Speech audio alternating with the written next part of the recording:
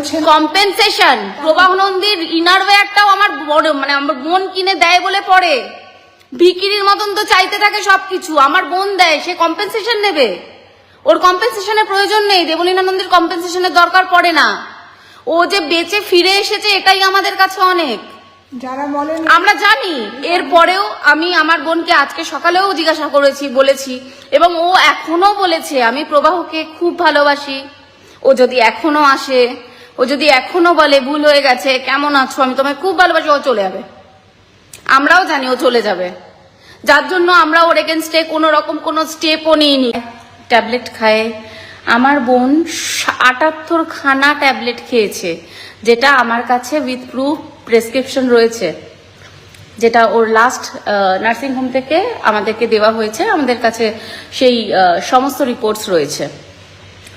Third জিনিস, অনেকে বলছে দুতরফা জানা উচিত। হ্যাঁ, ডেফিনেটলি আপনারা দুতরফা জানতেই পারেন, কিন্তু আমরা যারা খুব কাছের মানুষ, আমরা যারা ওর ঘরের মানুষ, ওর বন্ধুরা যারা অনেকেই রয়েছে, অনেকের কাছে বহু ঘটনা, 1 বছর 1.5 বছরের ঘটনা কখনো 10 মিনিটে বা 5 মিনিটে বলা সম্ভব নয়। আমাদের কাছে উইথ প্রুফ অনেক কিছু রয়েছে যেগুলো আমরা প্রমাণ করতে পারি যে আমার বোন নির্যাতিত ছিল কিনা মানসিকভাবে, তো সেটা আমি প্রমাণ করতে পারবো। আমার বোনের কোনো ভুল ছিল কি ছিল না। হ্যাঁ, একটা বাড়িতে যখন হাঁড়ি কলসি থাকে ডেফিনেটলি সেখানে ঠোকাঠুকি লাগে, সেটা নিয়ে আমরা কোনো রকম কোনো উচ্চবাচ্য বলবো না, সেটা সব সংসারে অশান্তি থাকে, হাজব্যান্ড ওয়াইফে, গার্লফ্রেন্ড বয়ফ্রেন্ডে সবার মধ্যে অশান্তি থাকে, কিন্তু তার মানে এই নয় যে আমার বোন ইন্টেনশনালি তার সাথে অশান্তি করছে বা ছেলেটা খুব টর্চার হচ্ছে, সেটা নয়। কিন্তু উপরন্ত উল্টোটা হয়েছে এবং ওকে মানসিকভাবে প্রচুর স্ট্রেস দেওয়া হয়েছে।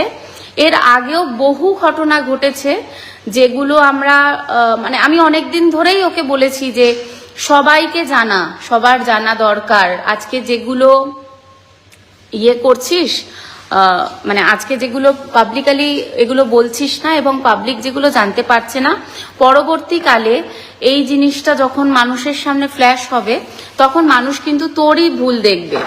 আমি এটা অনেক দিন ওকে বলেছি যে তুই লোককে জানাতে শুরু কর, তুই লোককে জানা, তুই যেভাবে টর্চার্ড হচ্ছিস, যেভাবে তোর প্রবলেম হচ্ছে, যেই সমস্যাগুলো তোকে ফেস করতে হচ্ছে আমরা রোজ দেখতে পাচ্ছি, সেই সমস্যাগুলোকে মানে বল, মানুষকে বল।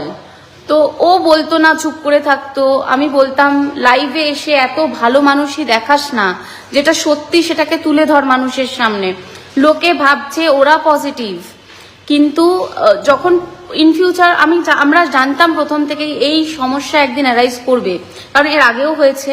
এবং আমি তখনও বলেছি, 1 তারিখেও আমি বলেছি তুই যেভাবে দেখাচ্ছিস, যেভাবে রিপ্রেজেন্ট করছিস, ওরা হিরো হয়ে যাচ্ছে, তুই ভিলেন হয়ে যাবি। এরপরে যখন তোর সাথে কোনো সমস্যা হবে তুই ভিলেন হয়ে যাবি। বসে নেই, ক্রাইসিস আমি সামলাচ্ছি, সবকিছু আমি হ্যান্ডেল করছি, আমার মা হ্যান্ডেল করছে, সাফার করছে, আর বোনের ওপর তো যা যাচ্ছে যাচ্ছে। এগুলোকে যদি লেকচার মনে হয়, এগুলোর জন্য যদি মনে হয় আমরা পাবলিসিটি স্টান্ট করছি, হ্যাঁ, তো তাহলে তোমাদের মানে কিছু বলার নেই, তোমাদের মেয়ে হওয়ার তোমরা যোগ্য নয়। একটা মেয়ের পাশে যারা দুঃসময় দাঁড়াতে পারে না আর যারা এরকম বড় বড় কথা বলে, পাবলিসিটি স্টান্ট, যারা বলছেন তাদের ঘরে যদি এই ঘটনাটা ঘটতো তারা এরকম লেকচার বেরোতো তাদের মুখ দিয়ে। আজকে যারা এই কথাগুলো তোমরা বলছো তারা আগে সাইডটা দেখে নাও, দুদিক দেখবে, দুদিক দেখো, আমাদের কোনো যায় আসে না। আমরা ওরকম ডাবল ফেসেস হয়ে থাকি না, আমরা যেটা সামনে সেটা বলি। আমাকে যারা পার্সোনালি চেনো তারা প্রত্যেকে জানো, আমার পার্সোনাল বন্ধু বান্ধবরা সবাই জানতো যে আমার বোনের সাথে কি হচ্ছে। তাও তারা অনেকদিন বলেছে এটা প্রোটেস্ট করো, এটা বলছো না কেন।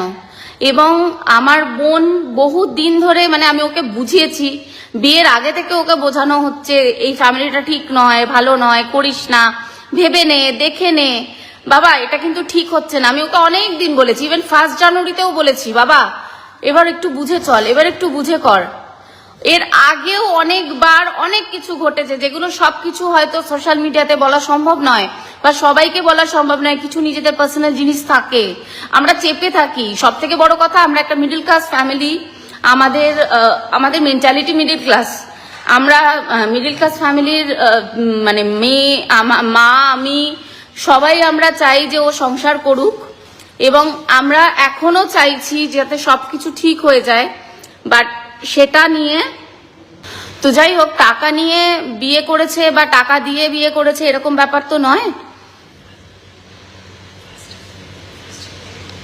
টাকাই কি সব? দুটো ফ্যামিলি টাকা সম্মান না হলে এটাই হয়, সমান না হলে এটাই হয়। আচ্ছা, প্রবলেমটা হচ্ছে দুটো ফ্যামিলি টাকা সমান না হলে এটাই হয়। যিনি কমেন্ট করেছেন, আমি জানি না আপনি কি বেসিসে কমেন্টটা করেছেন।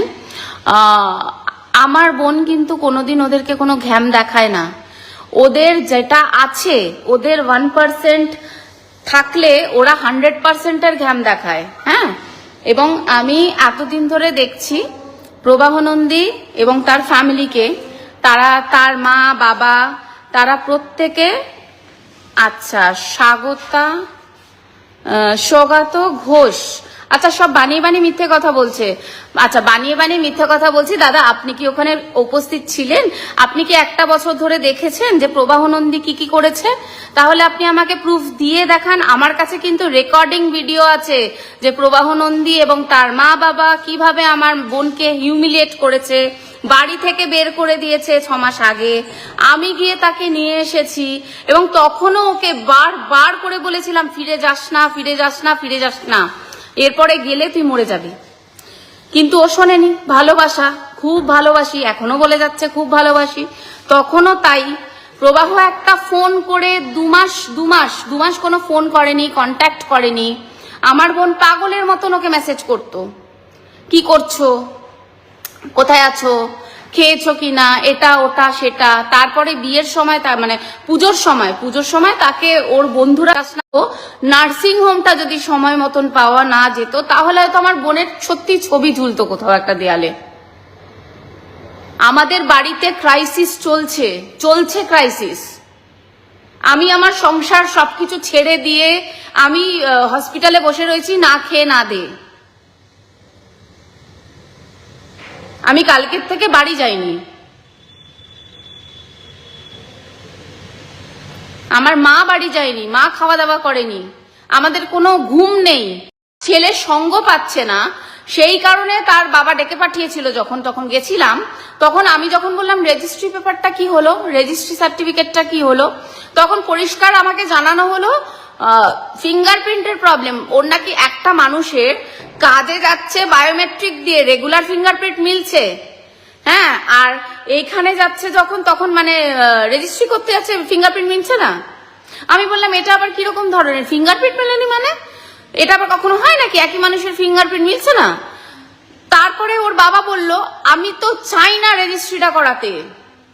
ওদের এটা ধ্যান ধারণা, এই যে যারা আপনারা লিখছেন না কম্পেনসেশন দাবি করবে আমার বোন, ওর বাবা মা প্ল্যানটা আগে থেকেই করে রেখেছে যে যদি রেজিস্ট্রিটা হয়ে যায়, দেবলীনা যদি কম্পেনসেশন চায়, যদি ওদের সম্পত্তি চলে যায়, সেই কারণেই রেজিস্ট্রিটা তার মানে দেয়নি।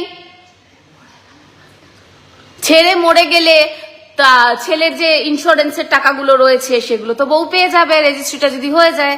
সেই কারণেই ওর বড় মানে বাবা মা এত পয়সার লোভী যে যার জন্য রেজিস্ট্রিটা করতে দিল না। তাহলে পয়সার লোভীটা কে? দেবলীনা নন্দী নয়, প্রবাহ নন্দীর বাবা মা।